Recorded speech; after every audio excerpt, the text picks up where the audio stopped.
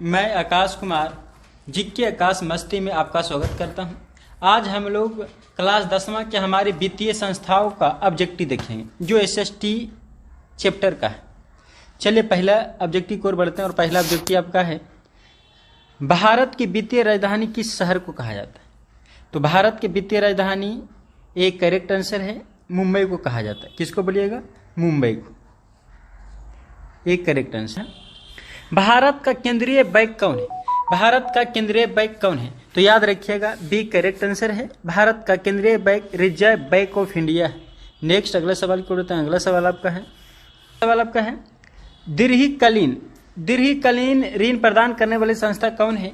तो B correct answer है, भूमि Vikas bank. क्या बोलिएगा? Bhumi Vikas bank, B correct answer. Next अगला सवाल को बढ़ते हैं। अगला सवाल आपका है भारत का केंद्रीय बैंक कौन है? तो भारत का केंद्रीय बैंक जो है रिजर्व बैंक ऑफ इंडिया, यानी कि सी करेक्ट आंसर है, reserve bank of India. Next अगला सवाल की ओर बढ़ते हैं। अगला सवाल आपका है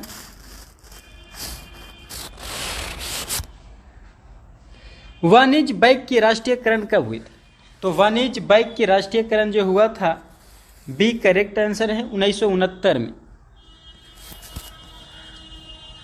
1969 का मतलब बी, याद रखिएगा 1969। नेक्स्ट अगला सवाल है और सवाल आपका है नोबेल पुरस्कार से सम्मानित बंगाली अर्थशास्त्री कौन थे? नोबेल पुरस्कार से संबंधित बंगाली अर्थशास्त्री जो थे प्रोमोयूनिस थे। प्रोमोयूनिस के मतलब सी करेक्ट आंसर। क्या बोलिएगा? सी करेक्ट आंसर है, प्रोमोयूनिस थे। नेक्स्ट अगला सवाल और अगला सवाल आपका है भारत में कितने राष्ट्रीयकृत बैंक? तो भारत में कुल 14 राष्ट्रीयकृत बैंक, याद रखिएगा 14, और अभी बढ़ भी गए हैं। नेक्स्ट अगला सवाल को बढ़ते हैं। अगला सवाल आपका है गैर संस्था वित्त प्रदान करने वाला सबसे लोकप्रिय साधन क्या है? तो गैर संस्था वित्त प्रदान करने वाला सबसे लोकप्रिय जो है महाजन है। क्या है? महाजन के मतलब बी करेक्ट आंसर है, याद रखिएगा महाजन के मतलब बी करेक्ट आंसर है, महाजन। नेक्स्ट अगला है तो शेयर बाजार का नियामक संस्था होता है सेबी। सेबी के मतलब बी करेक्ट आंसर है, अनेक बार एग्जाम में पूछा गया सवाल है। और अगला सवाल की ओर बढ़ते हैं। अगला सवाल आपका है प्रत्यक्ष कर के अंतर्गत निम्नलिखित में से कौन आता है? प्रत्यक्ष कर के किसे शामिल किया गया? तो प्रत्यक्ष कर होता है आय कर को बोलते हैं प्रत्यक्ष कर, एक करेक्ट आंसर है, बाकी सब अप्रत्यक्ष कर, याद रखिएगा। नेक्स्ट अगला सवाल और अगला सवाल आपका है अगला सवाल आपका है भारत में सहकारिता आंदोलन का प्रारंभ कब हुआ था?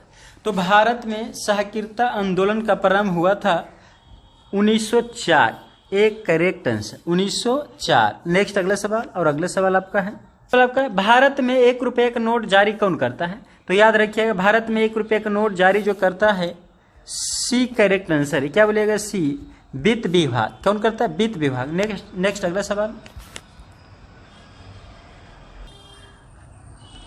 और अगला सवाल आपका है कृषि तथा ग्रामीण विकास के लिए पुनः निर्मित करने वाली शीर्ष संस्था कौन है?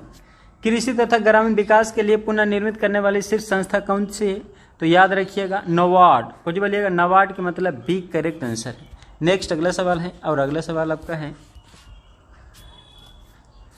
सहकारिता शाखा समिति कानून कब पारित हुआ था? सहकारिता शाखा समिति कानून जो पारित हुआ था 1904 में।